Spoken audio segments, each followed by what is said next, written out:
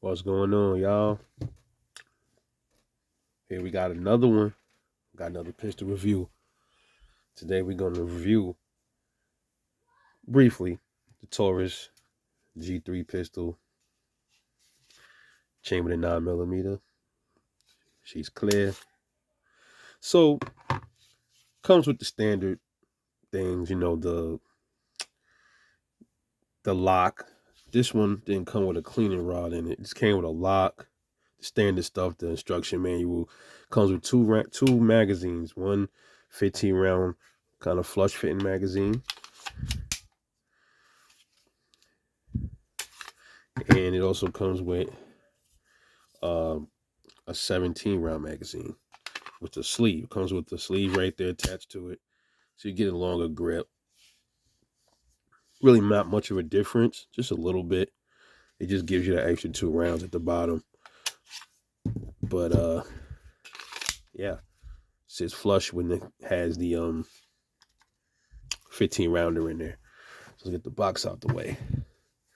So this gun debuted in, I believe, 2019. This is the child of the previous Millennium pistols from, the late 90s, early 2000s. All right, so this is the latest in the G series lineup. They're also coming. This is the what they would call full size, but this is not a full size. This is a 4-inch barrel. This is what I would call a mid-size pistol. It's the same size as a Glock 19, 4-inch barrel, standard width, standard grip. Feels really good in the hand. It doesn't really bite into. See, y'all know already. I'm really big on this area right here when it comes to holding my handguns.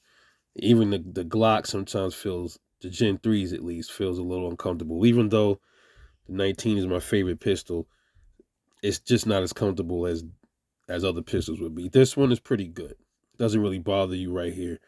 Because sometimes after a while when you shoot, and then, this trigger, where the trigger guard meets the frame, sometimes it'll bruise up your hand or your finger right here.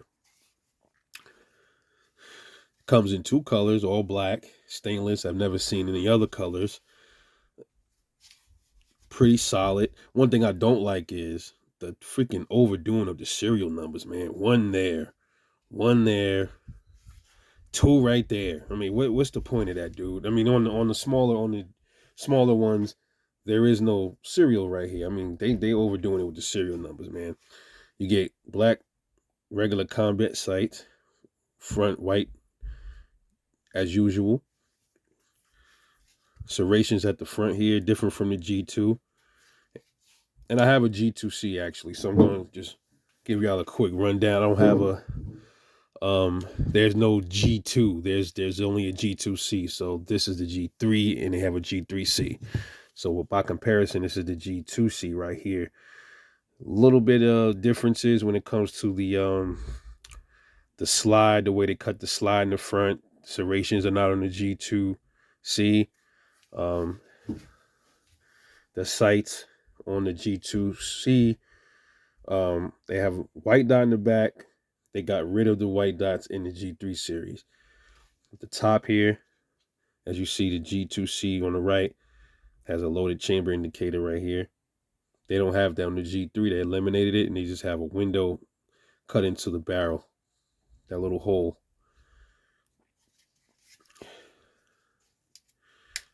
Everything else is almost identical. They got rid of the red dot for fire. You don't see that on the G3. They have it on the G2C. You see the names there, G2C, G2. Also, the triggers are different. The trigger is upgraded on the G3. If you can see the difference there. Still hinged, but definitely different trigger styles and everything. I think right here too, they cut a little deeper into the thumb rest right here on the G3 than they did on the G2C. You can feel the difference. Another thing I noticed is the stippling here is larger on the G2 as far as spacing. You can just see that they're larger. I mean, even on the G3C, if I had a G3C, which is coming soon, you can tell the stippling on the G3C is also much much bigger than on the G2.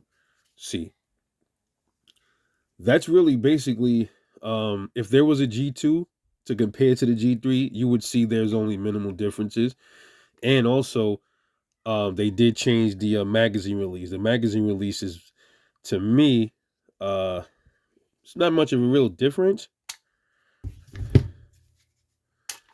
I would say the G2C is a little bit more comfortable. Also, the magazines do interchange.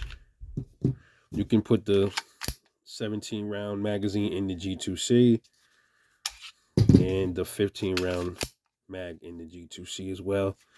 You cannot do the same for the G3, obviously. Same with the Glocks. You can't put Glock 19 magazines in the Glock 17.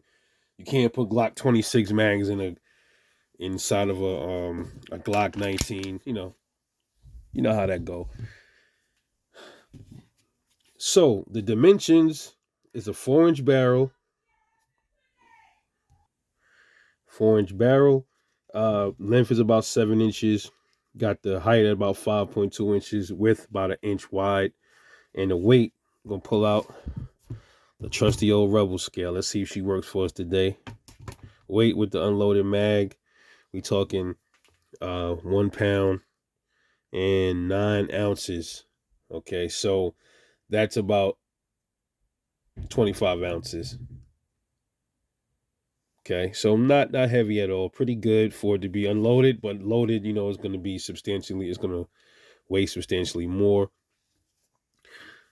I would say the trigger pull on this pistol is slightly better than the G, than on the slightly better, more crisp on this than on the G2C. Just a tad bit, just a little bit. Brakes right there. Not bad. Slightly better than the G3, G2C.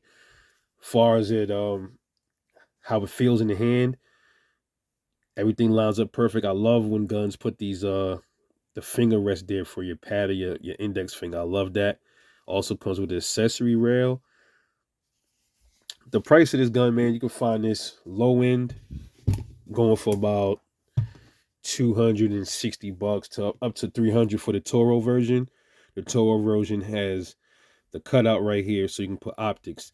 So low end 260, high end 300. You shouldn't pay no more than 300 for this pistol.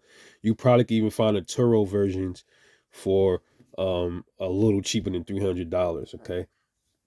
Reports show that this gun is proven to be reliable. The jury's still out as far as long-term reliability. Can't wait to get her out to the range. This is considered a budget pistol for all y'all that's considering getting into firearms, and you don't have a lot of money to spend.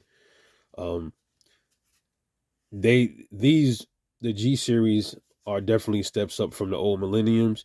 The older millenniums had issues. Some of them had issues that they ironed out with the G series pistols and the TH series. All right, Taurus is growing on me. I had Tauruses in the past and I had some issues with them, man. But I decided to give them another shot. No pun intended. And my G2C, she's been great thus far. No issues so far. Like I said, long-term reliability is questionable. Taurus, they put out pretty good products. Even back then, as far as like the quality of them, the build quality never really was shoddy when it comes to Taurus, versus a lot of other low-end brands. And it seemed like they stepped up the quality. The finishes on Tauruses, though, always had an issue with them. This one seems a little bit more durable than the blued version. You can tell, like this one, they did better on the finish on the G3s, I believe.